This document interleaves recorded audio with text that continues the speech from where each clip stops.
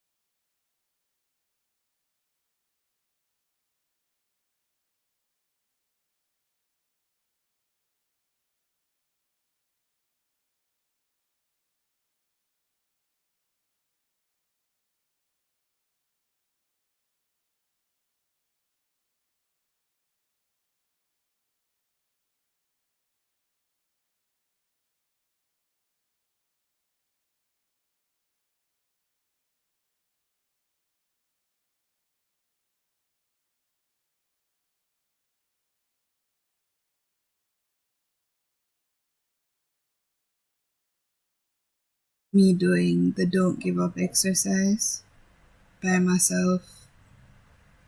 Very flattering angles and, you know, so good looking in those videos. I mean, if you don't think so, I don't know what's wrong with you. Okay, I might post some of those, but I know for sure one of them did not record. It got the error thing. Like, by this point in time, I should just be known as the one with the technical problems, because there's one freaking technical problem after another technical problem. It's just like, what the heck? I know how to use the computer. I know how to use my phone. So what the hell? Why every time I get to this, it have to keep malfunctioning? You know what? I just learned to laugh with it. It's partially funny, but it also partially gives me a headache at the right side of my head, because I'm like, God damn it, just work. Okay, anyway, that is that.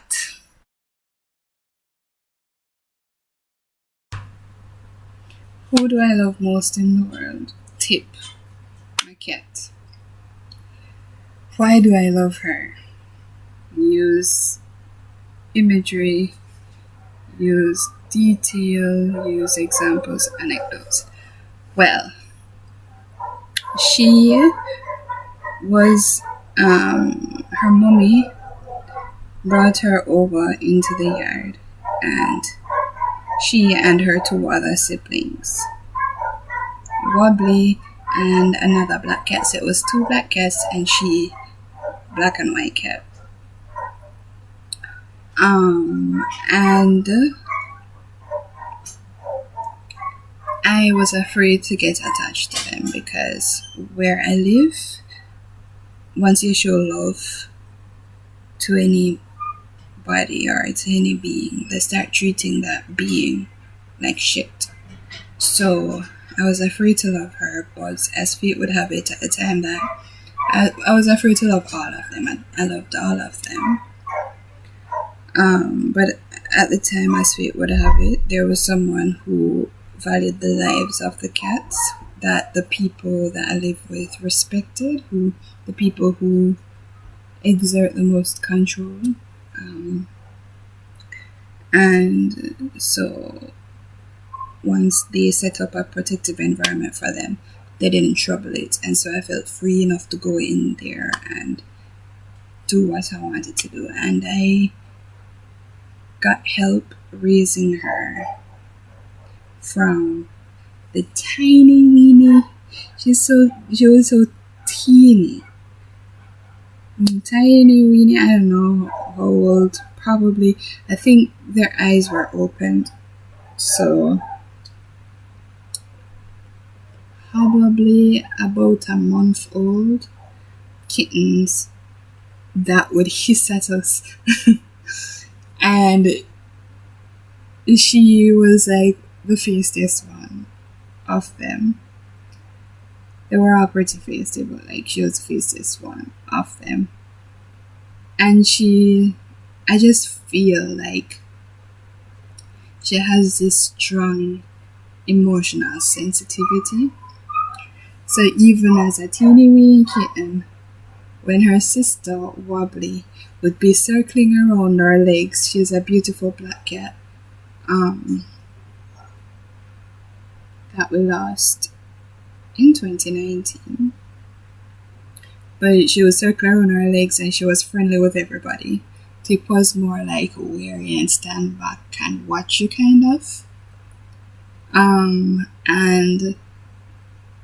I just felt like she could feel energy, so she wasn't so easily trusting.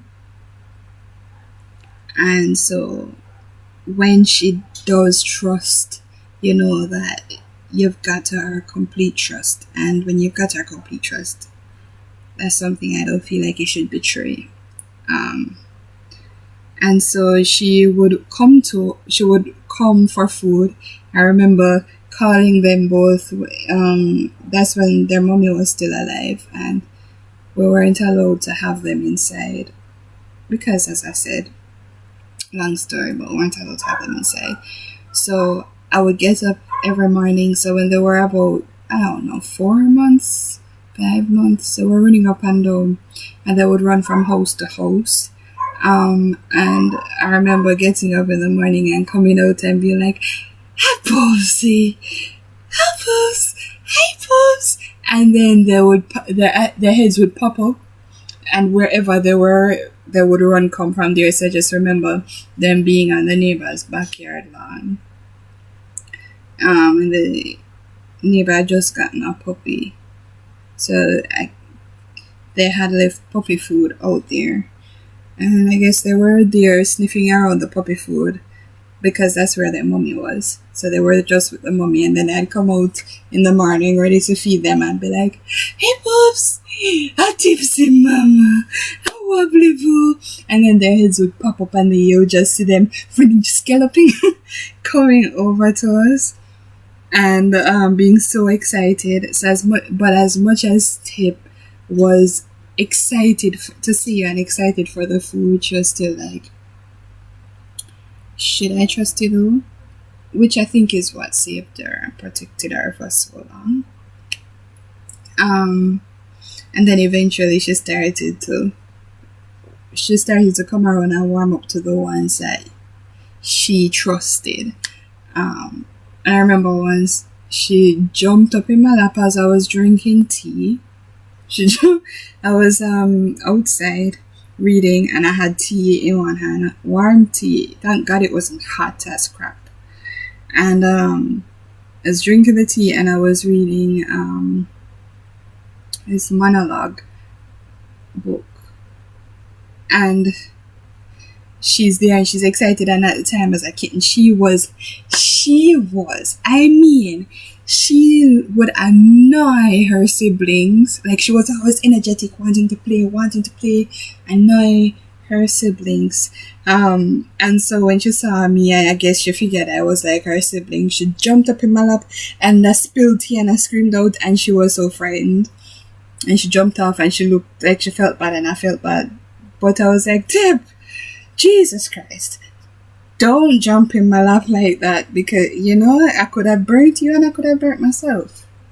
But then she would get herself up under my dress. Like, if I had on a long dress or a long skirt, she would be there and she'd be up in it and rubbing up in it. And then she got older and started to become a mother as well.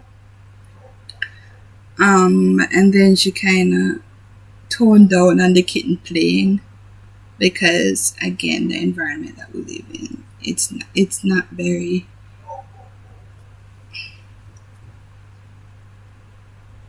people's moods switch like this. They do it with me, I know what it feels like, and they do it with anybody and everybody, and they do it with animals as well. So I just felt like she had this huge emotional sensitivity, and she could feel it.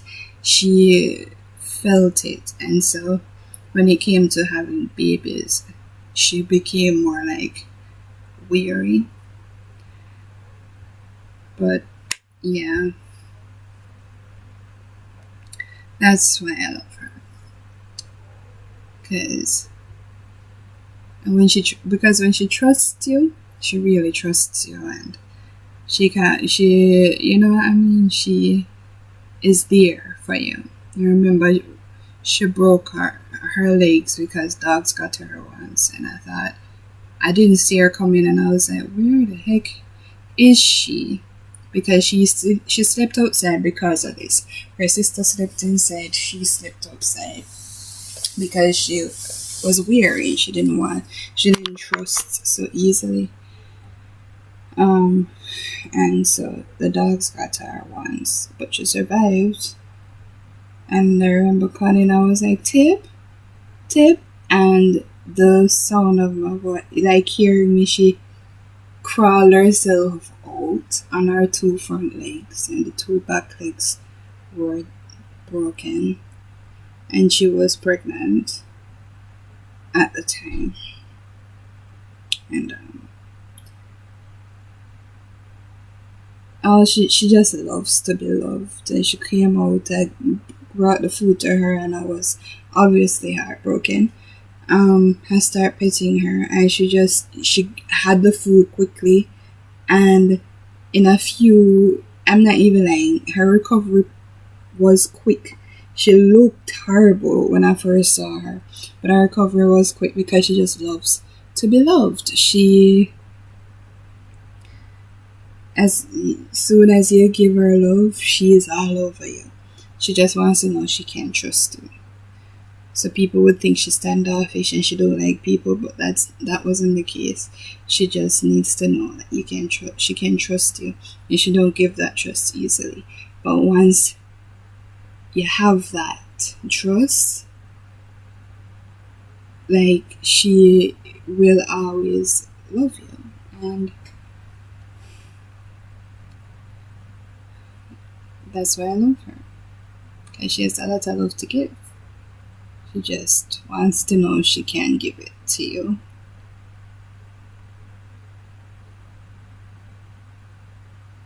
Now, both actors raise hands to the ceiling, look up. I love the fact that she melts. Like, when you start petting her, she just melts into it. You know what I'm saying? And she's talkative. Now both actors raise your hands to the ceiling, look up, watch the person you love in front of you. Tell them why you love them. Look up when okay.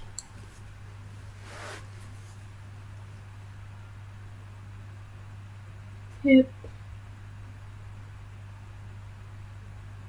I love you because you're a sweetheart, and because I know that when you have gained trust, you're the most lovable being. You're so sweet, you're so innocent, you're so precious, you're so pure.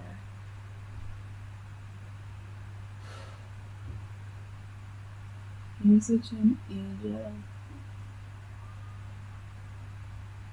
So much energy. You're so beautiful.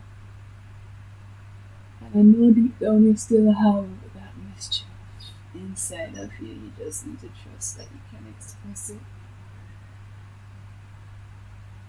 I love everything about it.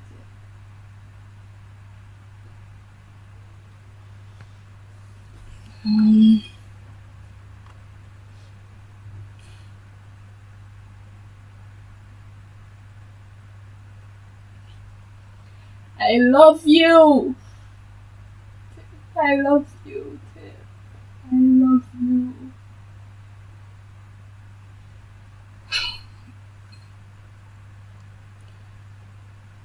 Back to facing each other now. I have to tell the other actor that you're deeply afraid. I've never seen that same person with so much effort again.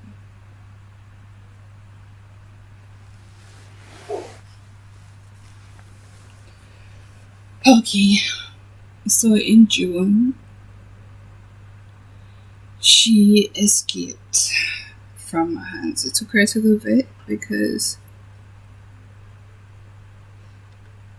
people were starting, because since it's a lot, but the coronavirus thing, people are trying to put my grandmother, one of the people who hates them the most,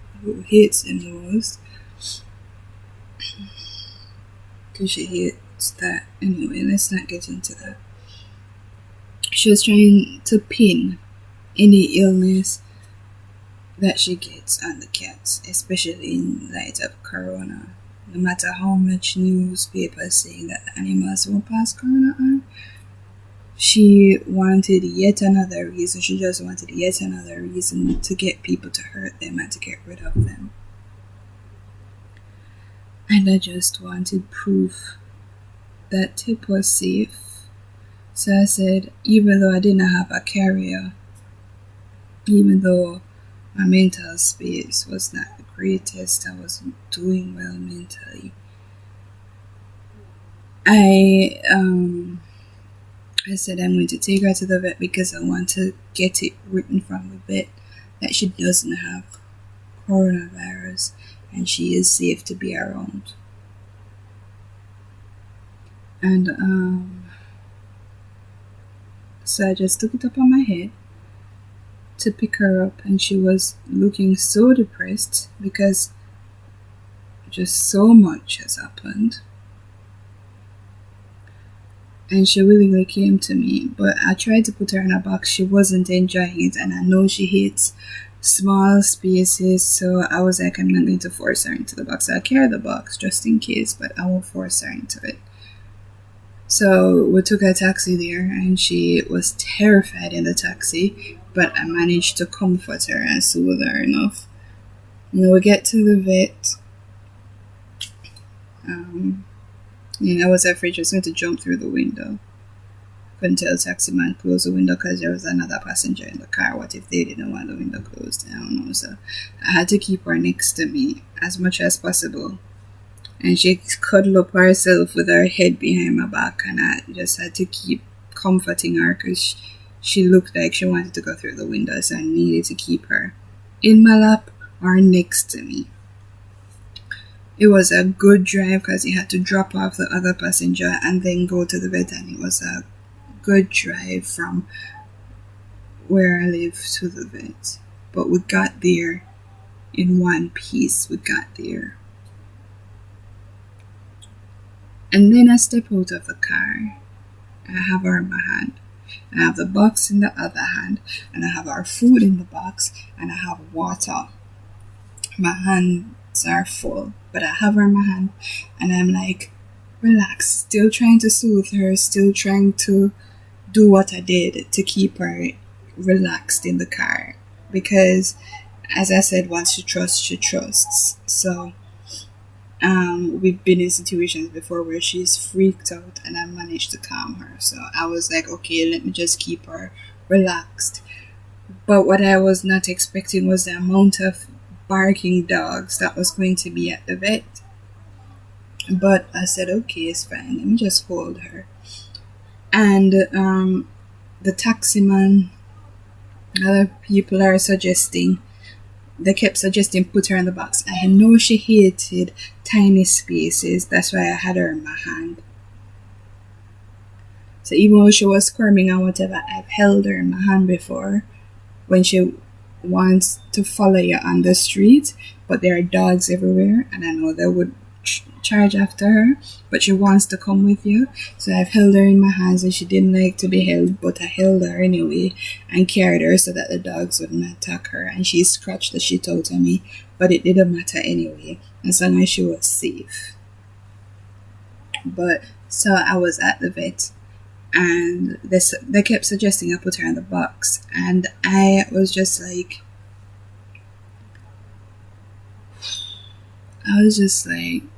okay, maybe it's best that maybe it's best because you're not allowed to carry them without having them in something, which I learned afterwards. So I went against my instincts and knowing tip, like I know her. And I tried again with putting her in the box, and of course that freaked her out. She was okay in my hand, squirming a bit, but nothing I couldn't handle. But she's terrified, but she knew we had a bond where we've been through many terrifying situations before. So I knew she would probably squirm a bit and freak out, but she'll be fine. Maybe I could have gotten a carrier inside, who knows. But I said, okay, let me go against my instinct and try and put her into the box. I know all of this is really stupid. Like,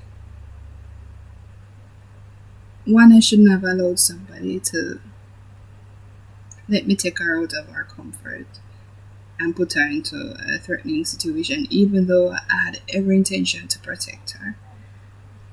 Two, I shouldn't have gone up there without a carrier, but it was impulsive and I wanted to get the document because it was just, if you know the situation I live in, it's just a lot of turmoil. So I wanted the paper right away, and then my grandmother, she was going to the doctor. I wasn't sure what she was going to tell the doctor. And I was like, I don't know if she's sick. What if she comes back with the illness? She's going to blame it on the cats. What they're going to do to the cat? So I was like, I need this documentation. So if she comes back and she tries to use anything she comes back from a doctor with to hurt the cat, I will have this piece of paper to say, no, she's not causing harm to her. Like, she's not, like, okay. So I went there and I tried putting her into the box, and that freaked her out. Obviously, because she hates tiny spaces. She hates closed up spaces. It don't matter how big the space is. If she sees barriers and she feels like she can't come out and she can't escape it, she is going to freak out. That has been my experience with her. So I didn't want to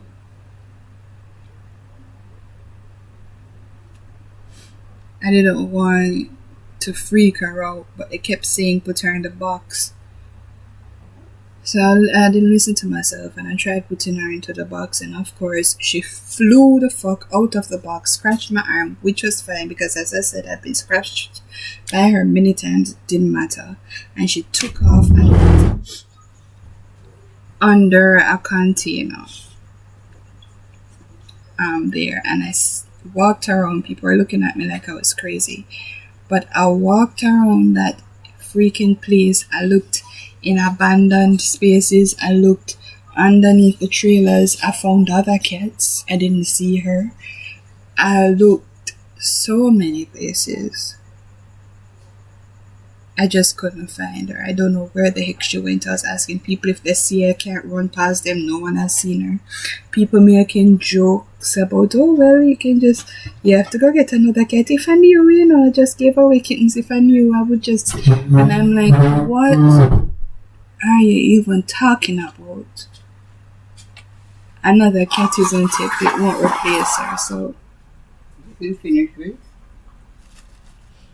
I'm recording something. Sorry. So,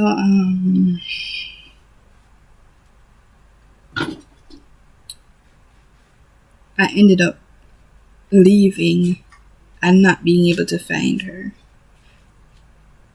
But I still hold out hope that when I get enough money to leave here, I'll be able to go back up there and get her and bring her to wherever I move to next.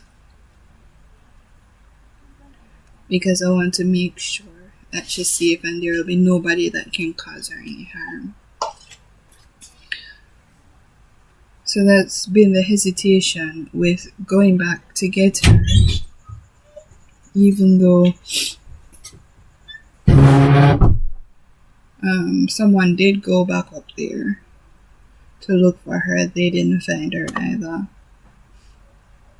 And they just try not to think the worst, because they haven't seen any dead cats in that area. And they say sometimes the cats escape and go next door, like the cats that are let out on the compound. They go to the neighboring buildings sometimes and hang out.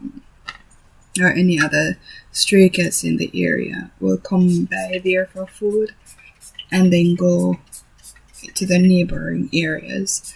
So I asked them to give me a call.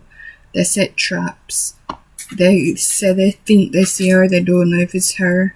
I don't get a picture, but I'm still holding out hope that she's alive. I watch YouTube videos and it shows cats who are reunited with the people that they were missing from after 5 months, after years. So I'm just trying to see if I can get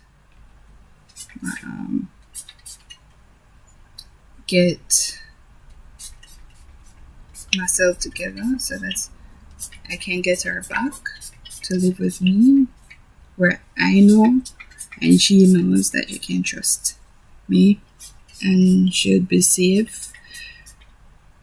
But my fear of not seeing her again is that maybe, as they've mentioned, she could have run out into the road that same day and been killed. Or she could have gone next door and meet upon any freaking threat. Or she could have been so terrified of these new people in this new environment that she tried to escape it and then ended up dead. And I might go there when I finally get my shit sorted, and I might never see her again. But I haven't accepted the fact that she is gone. I'm holding out hope, and I am believing that she's still alive. It's up at the vet office. If there's anywhere that an animal could escape and still be safe, I am guessing it would be the vet office. So that's why I still believe that she's alive. But there is a fear that she could have not been accustomed to her new environment and run out. And they have pictures of her, so they would know if it's her if they saw her at the vet office, or hopefully they don't fucking see this strange cat and euthanize her.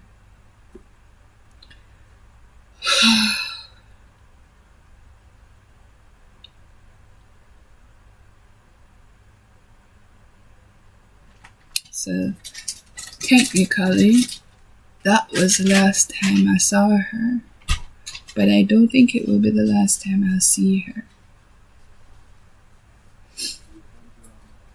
I want to be there for her when she is passing. I want her to live to an old age, healthy and happy. And I want her to go peacefully, and I want to be there with her when it happens.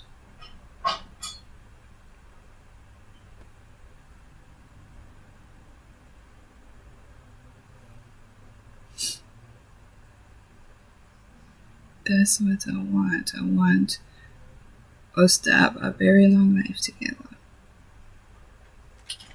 She's like my baby, and I miss her.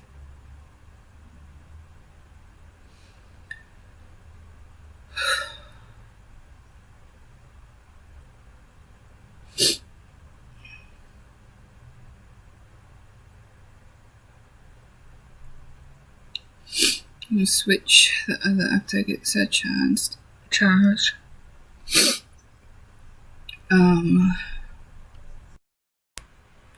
Two actors read the following scene. Exterior on the rocks, day, Kate holds Peter. In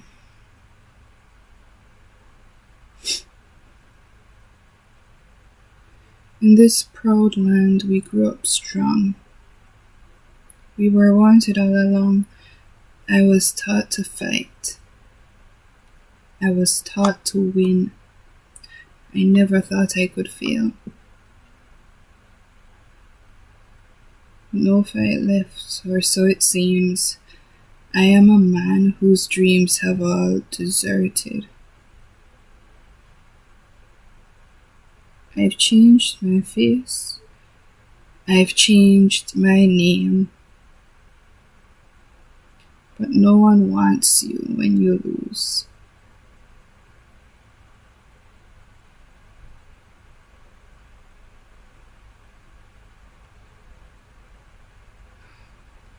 Don't give up because you have friends. Don't give up. You're not beaten yet. Don't give up. I know you can make it good.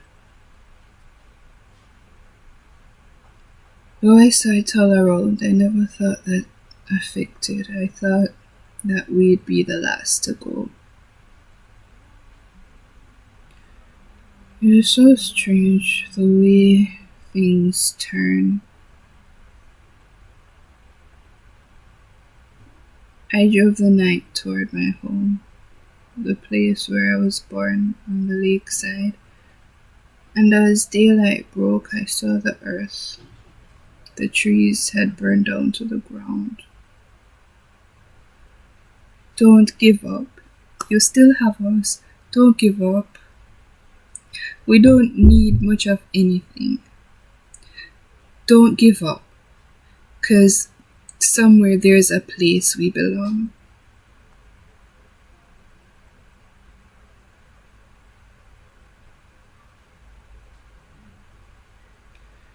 Rest your head. You worry too much. It's going to be alright. When times get rough, you can fall back on us. Don't give up. Please, don't give up.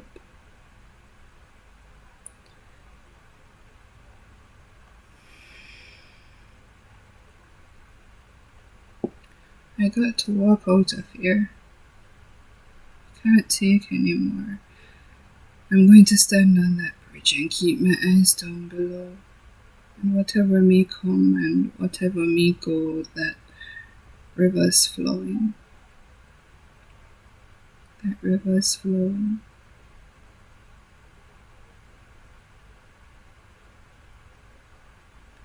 That river's flowing.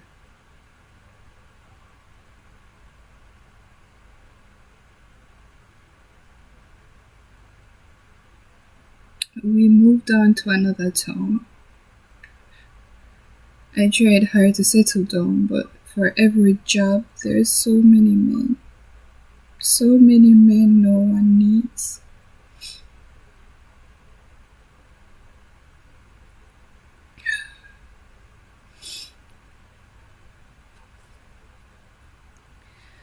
Don't give up, 'cause you have friends. Don't give up. You're not the only one. Don't give up. There's no reason to be ashamed.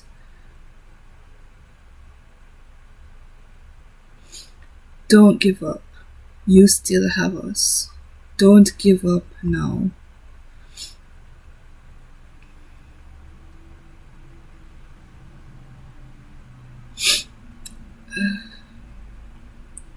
We're proud of who you are. Don't give up. You know it's never been easy. Don't give up. You know it's never been easy.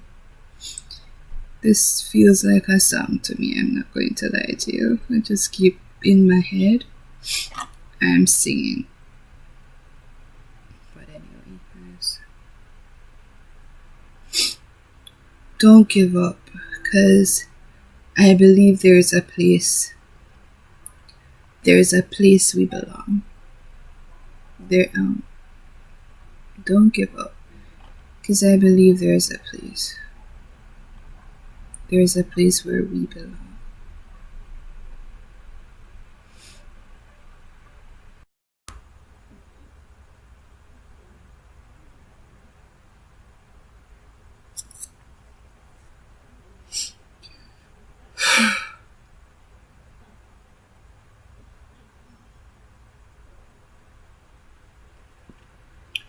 I'm so afraid I will fail.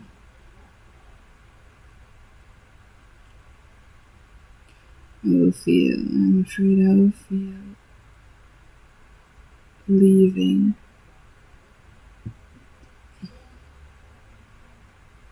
This place that feels like prison to me. It's been so long.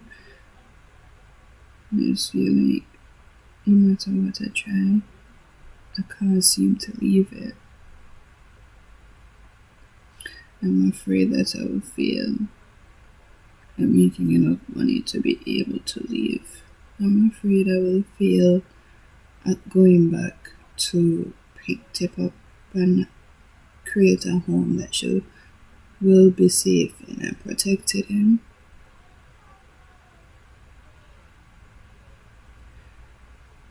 I'm afraid that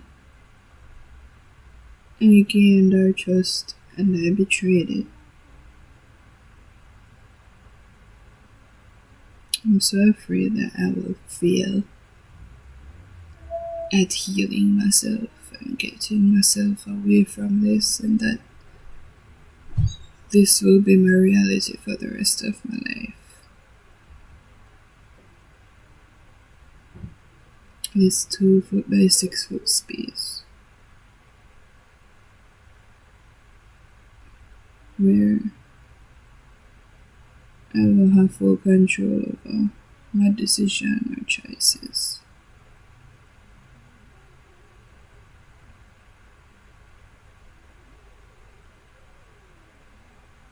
And if I don't ever leave this place,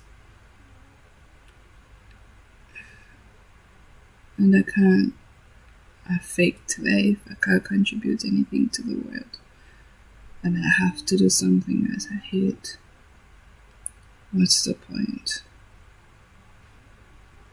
I'll be miserable forever. I'm afraid of failing at being happy. I'm afraid of failing at bringing happiness to the ones that I love. I'm afraid of failing at just not being a burden anymore. I'm afraid of failing and still needing to ask for help from old parents.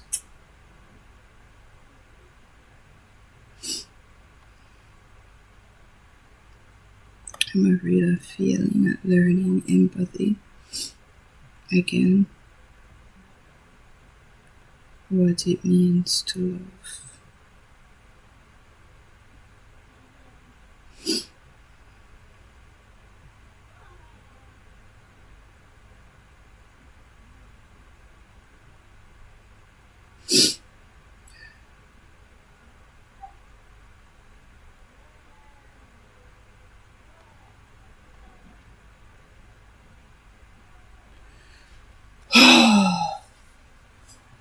I quit.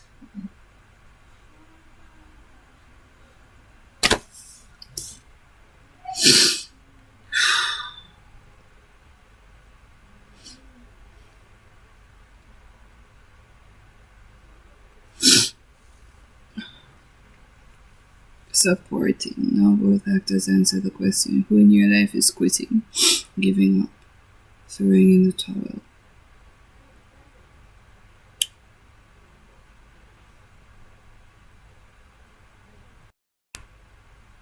Feel like lots of people around me are quitting, giving up, throwing in the towel.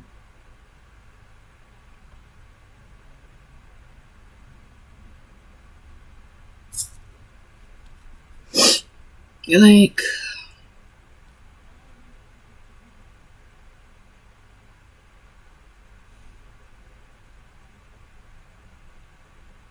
I don't know if I want to share so many details of other people's life to the internet. So, I just feel like the people I live around could do more to leave this place. For some reason, they tied to it, and it seems that they gave up on themselves. They don't even value themselves. If they did, they wouldn't be stuck here.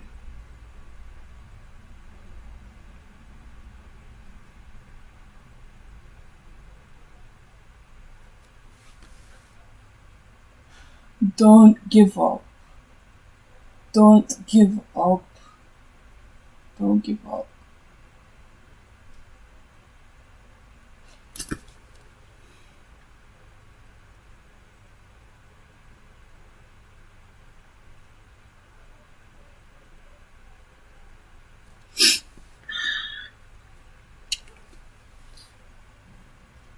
Oh, don't give up. Oh,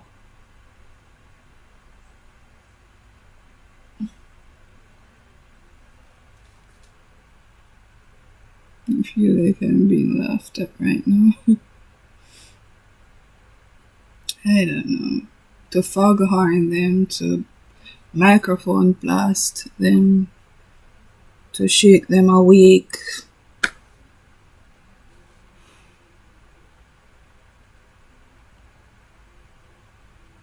And now facing off.